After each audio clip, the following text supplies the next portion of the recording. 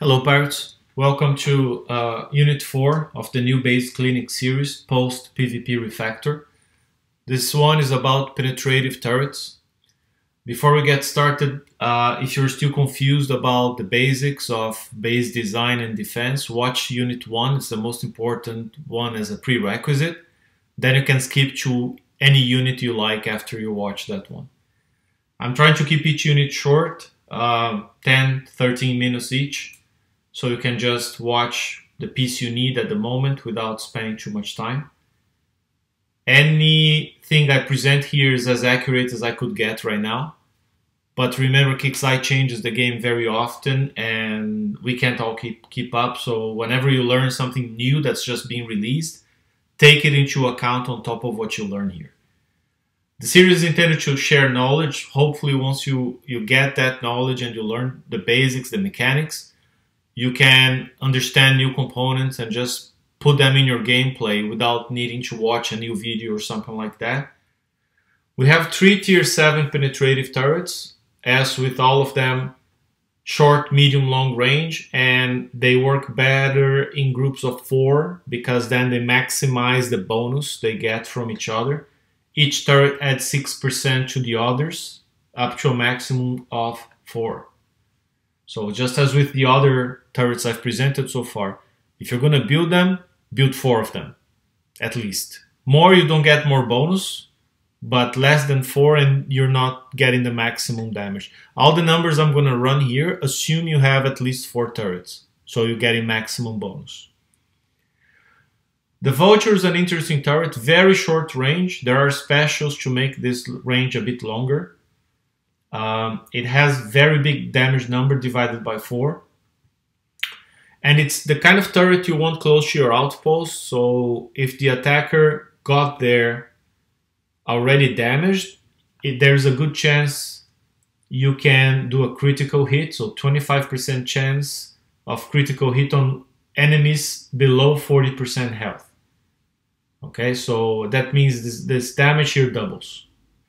The Executioner, mid-range, one of the best, if not the best, turret in the game right now. It cannot be countermeasured, it has good accuracy and very good damage. And then the Halo 2, which is kind of a joke of a turret, but it's there.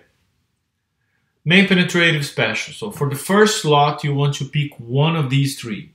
Scramjet 3, Fire Support M, or Smart Warheads. All of them need to be retrofitted for maximum rank, so you get the maximum bonuses. If you didn't retrofit, get going as fast as possible. Damage being very important. My preferred option from these 3 is Fire Support Platform M, extra 31% damage.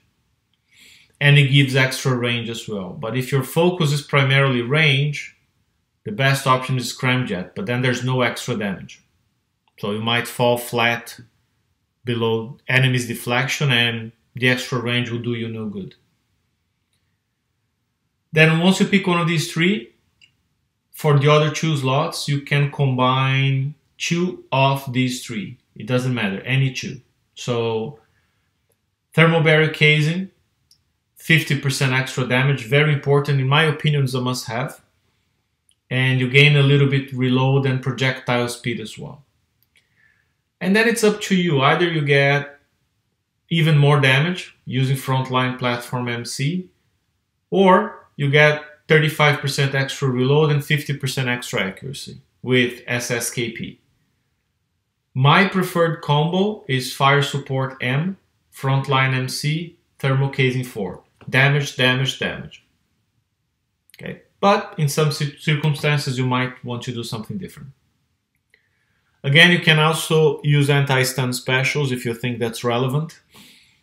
For the Vulture and the Executioner, an option is to use priority targeting, although there's plenty of penetrative related specials that will do that same function. For the Halo, anything increasing splash, such as O1X or Sulfide Deployer. There are 2 tactical modules to use on these turrets, and you should use both in combination, covering the same turrets, 1 of each. It's Fire Support 2 extra 10% damage, extra 10% reload.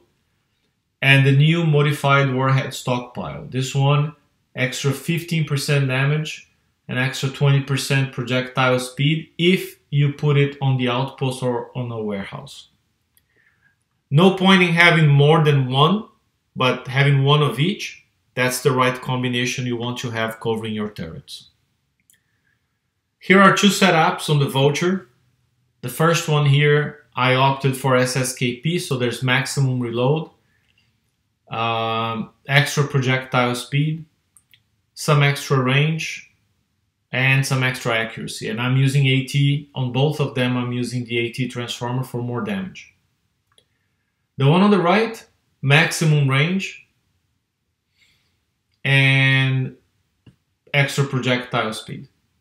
So either combo, none of them are giving you maximum damage, but both are giving you approximately the same damage. On a critical hit, you're gonna get, if they are covered by modified stock warhead and fire support, and you have the faction, so all three bonuses, a critical damage will deal 771,000 penetrative damage. So even if you divide that by 2 on siege battery, you're still dealing 385. This hurts a lot. The only caveat is it may miss because of the accuracy, and it may be countermeasured. And it's only 25% chance of a crit hit if the enemy is already weak. But if it hits, it's very powerful. The Executioner, in my opinion, out of all the turrets I've covered so far, explosive, ballistic, and penetrative, this is the best turret. I strongly recommend you have 2, 3, or 4 of those in your base, without the auras and the faction and the AT transformer and everything. You look at the one on the left, I set up for maximum damage. That's how I run mine. And they deal against siege battery 253,000 damage constantly. Every hit that hits the enemy will deal 253, and it cannot be countermeasured. So the only defense against that, other than deflection, is evade. But you put enough of them firing and you will hurt your attackers over time. The other setup here gives up a little bit of damage, so you see it's 200,000, which still exceeds the deflection of every bolt in game right now. But this one will gain accuracy and will gain reload. So it fires a lot faster, which may compensate for the loss of damage. So these two setups, both of them have their advantages. This one will hit more often, will fire more often. This one will hurt more whenever it hits. The Halo 2, I really don't recommend you build it.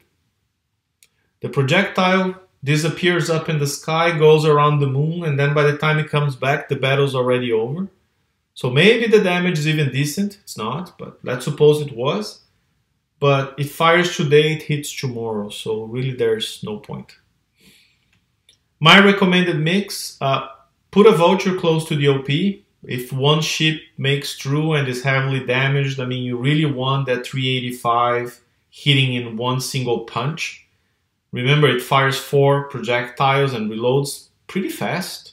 So eventually, unless it dies too quickly, it's gonna hurt. And 3 Executioners, and make sure they cover the channel, and a long winding channel with switchbacks, and you know, it's gonna hurt many times during the attack. You see, I mean, even the best bolts barely go over 100,000 deflection.